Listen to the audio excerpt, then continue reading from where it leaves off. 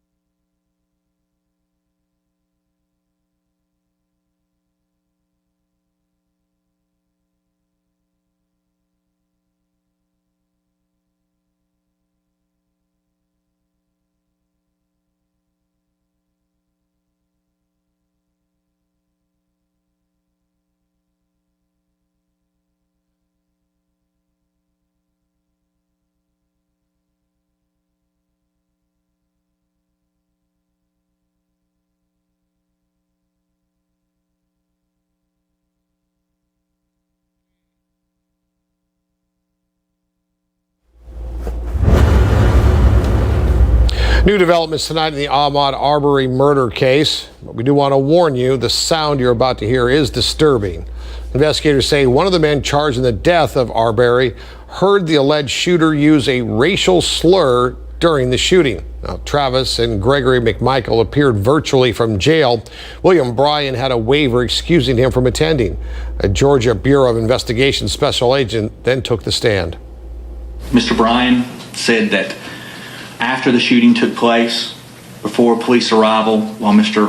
Arbery was on the ground, that he heard Travis Michael make the statement. Investigators also say Travis used the N-word on social media, quote, numerous times. Fort Lauderdale police officer Stephen Coherence is on administrative leave after video shows him pushing down a kneeling protester. As he walks back to his car, he's followed by a female officer, and she appears to be scolding him for his actions. Law enforcement officials are investigating the incident. An iconic statue is being removed in Virginia. The Virginia governor announced the statue of Confederate General Robert E. Lee is coming down. The Lee statue is one of 5 Confederate monuments along Monument Avenue that have become rallying points during protests in recent days over the death of George Floyd. Yes, that statue has been there for a long time, but it was wrong then, and it is wrong now. So we're taking it down. The statue will be put into storage for now. The Justice Department holds a press conference to address the killing of George Floyd and the nationwide protests. When Attorney General Bill Barr took the podium, he called today a day of mourning, saying justice will be served. When you watch it and imagine that one of your own loved ones was being treated this way and begging for their lives, it is impossible for any normal human being not to be struck to the heart with horror. Attorney General Barr went on to say the federal government is also investigating. More than a dozen states have activated the National Guard, and there are now more troops in the streets of America as there are in Iraq, Syria, and Afghanistan combined, creating some tension at the Pentagon. Defense Secretary Mark Esper says active duty troops should only be used as a, quote, last resort, but not everyone agrees. The president has not invoked the Insurrection Act. It remains an option to him, and I think the secretary left that option open. But let's also make sure that we understand that this is not the first time the Insurrection Act has been used. President George H.W. Bush used the Insurrection Act after the Rodney King riots in Los Angeles. It was used extensively in the 60s during the times of racial unrest and during those periods. So this is not unprecedented. Lauder went on to say, hopefully, the U.S. will not need to invoke the act again. Take a look at this powerful video out of our nation's capital. The crowd of demonstrators in Washington, D.C. took a break from protesting to sing "Lean on Me."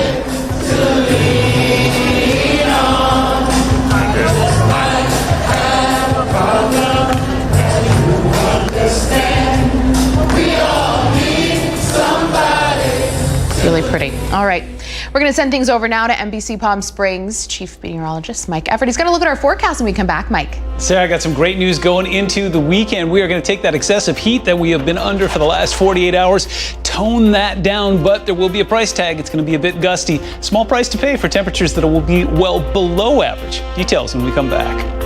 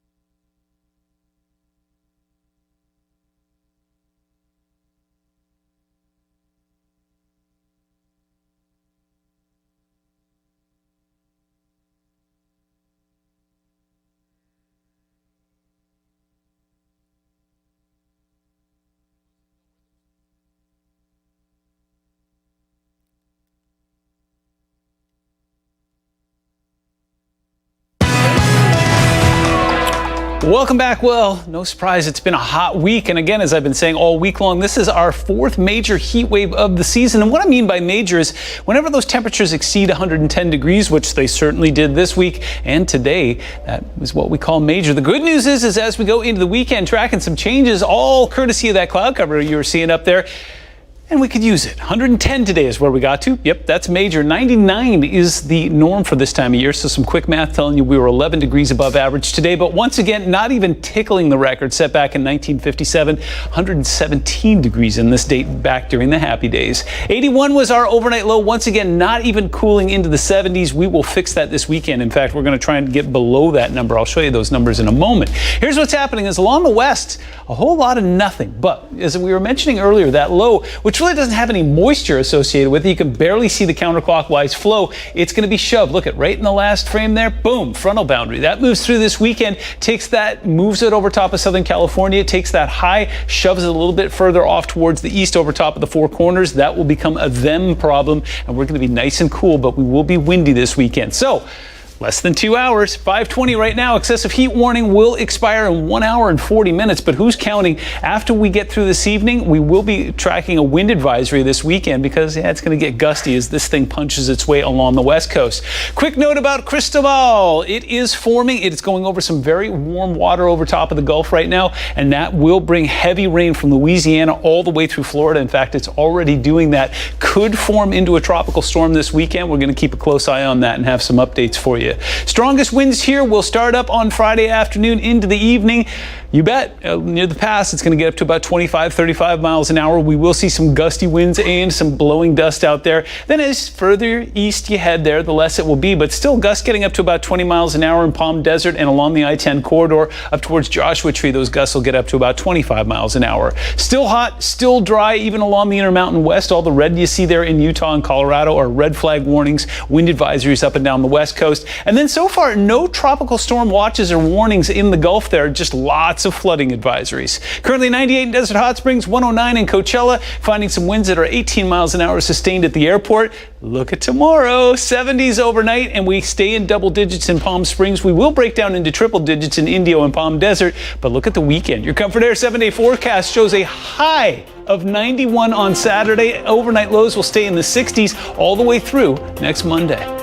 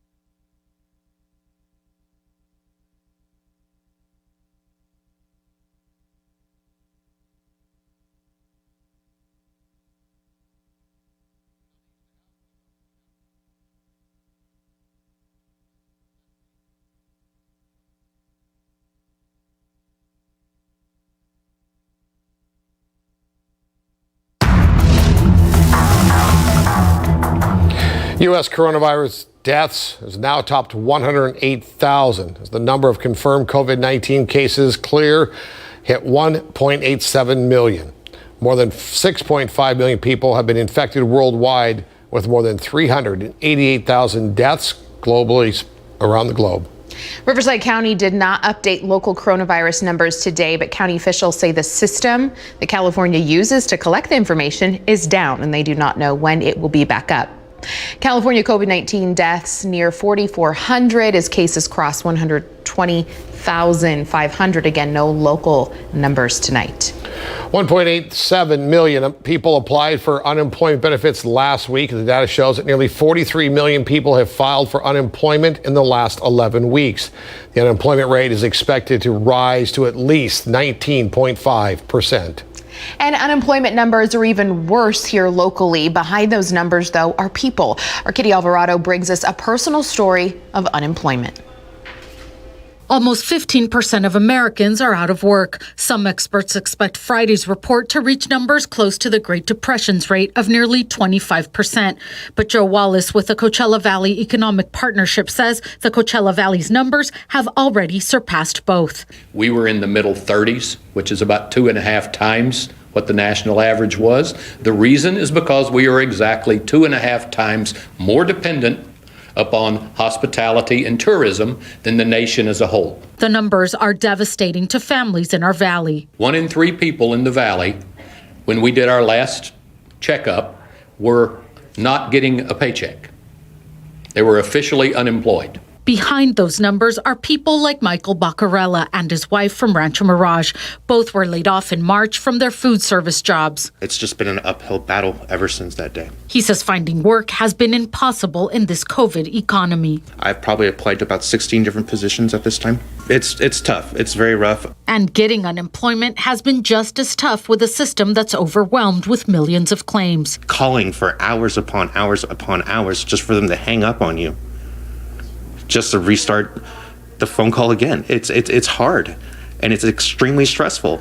Wallace says this pandemic has sped up changes that were coming, like automation, and the time is now for people to learn new skills. Find a way to do something that is not replaceable by robotics. One of those would be putting together the robots, servicing the robots, taking care of the things, be part of the automation, prosper from change. Kitty Alvarado, NBC Palm Springs. Meanwhile, the city of Palm Springs informs 29 of its employees that they will be laid off. Another 18 employees will retire early, and the city will hold off on filling 33 currently open positions. The city is facing a $76 million deficit. La Quinta will be reducing its staff by 20.5%. That means the city is laying off 8 employees, furloughing others, and freezing already open positions. The city is $2.3 million in the hole, and these cuts will reportedly save them $1.8 million. We'll be right back after this. Stay with us.